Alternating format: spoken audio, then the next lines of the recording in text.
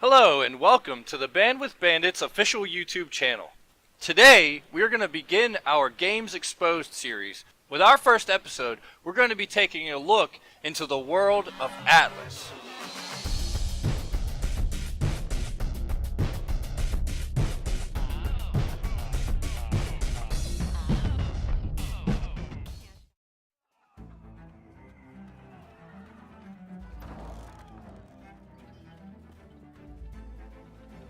Should you trust Atlas? Well, judging by the announcement trailer, everything appears normal, it looks good, sounds good, seems totally legit, right? Right? Well, there may be some deception going on here. Let's take a closer look. What is Atlas? Atlas is a new pirate fantasy hybrid survival game from Grapeshot Games. Who's that? What? You never heard of Grapeshot Games? Well, me neither. But upon further inspection, we find that Grapeshot Games is a sister studio to Studio Wildcard, and boy do the founders sound like a couple of wildcards, alright. Now we should inform you that Studio Wildcard are the developers of the famous, or infamous, Ark Survival Evolved. Also a survival game with the theme of fending off bloodthirsty, flesh-eating dinosaurs, screwing over new players, and, well, surviving. So now that you're all caught up, let's get back to why Atlas isn't the smooth-sailing survival game that it claims to be.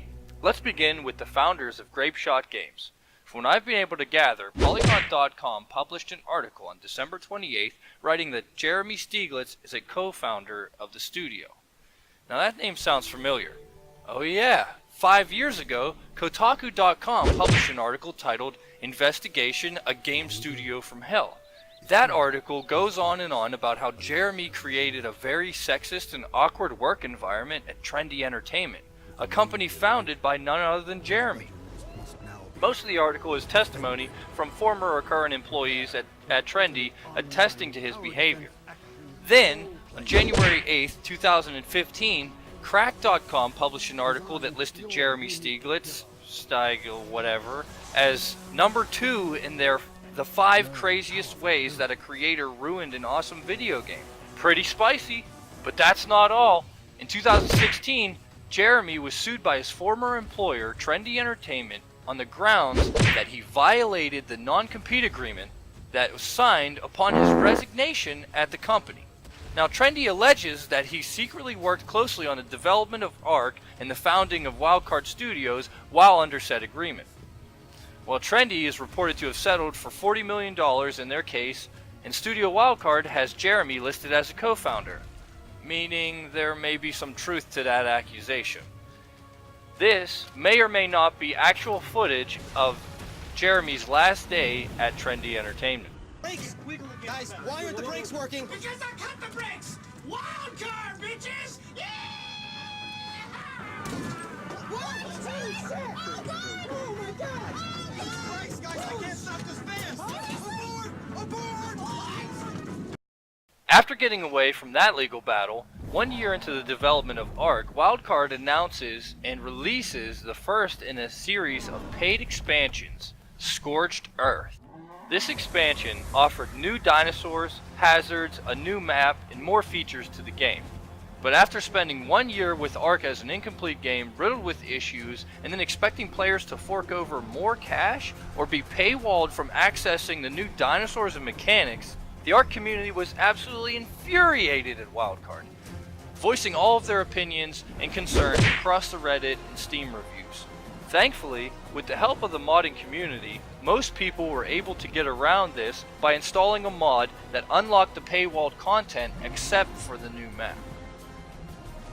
This continued with each of the successive 3 DLCs that they released.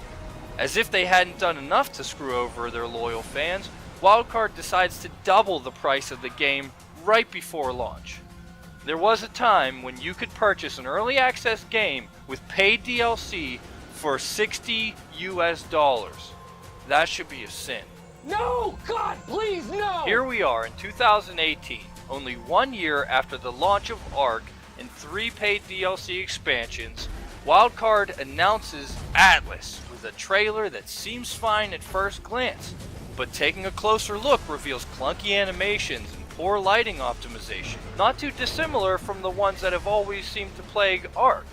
And if that wasn't a red flag, then press your eyeballs to the screen for the multiple delays before release, which varied from days to even hours.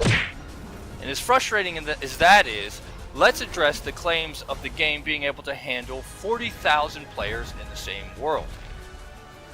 First, let me preface this by saying that my information is based on the launch of the game into early access, and these numbers are of course subject to change as the game evolves over time. Get it? And while theoretically it's possible to add all of the 150 possible player servers up to get to 40,000 players in the same world, but it's not quite implemented in the same way that it's described. It's a technique called sharded servers that you may be familiar with if you've ever played the spaceship MMO EVE Online. But in Atlas's case, it's not quite done the same way or with any creative flair. Also, the game is surprisingly large in terms of disk space for the amount of time it's been in development. If you look at the Steam page for Ark, it has the storage requirements posted at 60 gigs. The Steam store for Atlas has its storage requirements listed at 100 gigs. That's a little fishy. Almost as if you have to download the entirety of Ark and a little bit of extra data to be able to play this new game called Atlas. Let's not even get into how similar the two games feel or behave. With some of the animations and character models being straight up the same and the user interface and menus functioning identically, I don't even want to talk about it. But now, if the shady origins, scandalous DLC, doubling the price, and the unstable launch of Atlas didn't put a nail into the coffin for Wildcard, Grapeshot Games, and Atlas for you, then feast your eyes on the most damning evidence in my argument.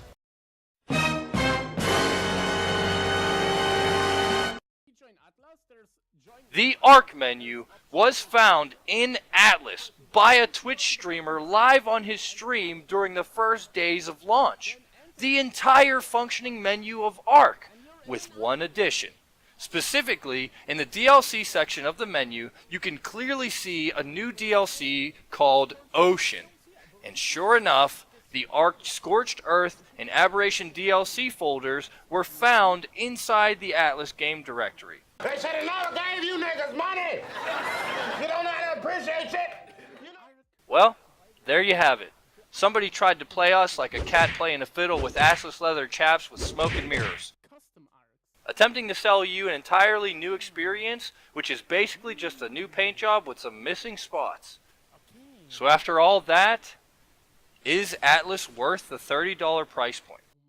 Well, I guess the decision is ultimately up to you and whether or not the promise of this similar deceptive marketing trailer strikes your fancy, or whether you believe Jeremy Scheitstick will jump ship once again.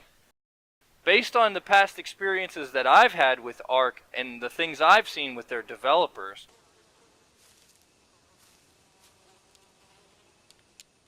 that is one big pile of shit. I certainly will not trust Atlas or Grapeshot Games with my money. Do you trust Atlas? Have you tried it? Let us know in the comments below. Thanks again for tuning in, and Happy New Year's to everyone. Subscribe for more content and check out our About section for our social media links. Also, I would like to announce our first subscriber giveaway. When Bandwidth Bandits Gaming reaches 100 subscribers, we will enter each of you into a random drawing for a $25 Amazon gift card. So, like, share, and subscribe. Good luck, everybody. Mastersfield steps up to the tee, 8 strokes behind the leader. Hole number 17, 338 yards, dogleg left.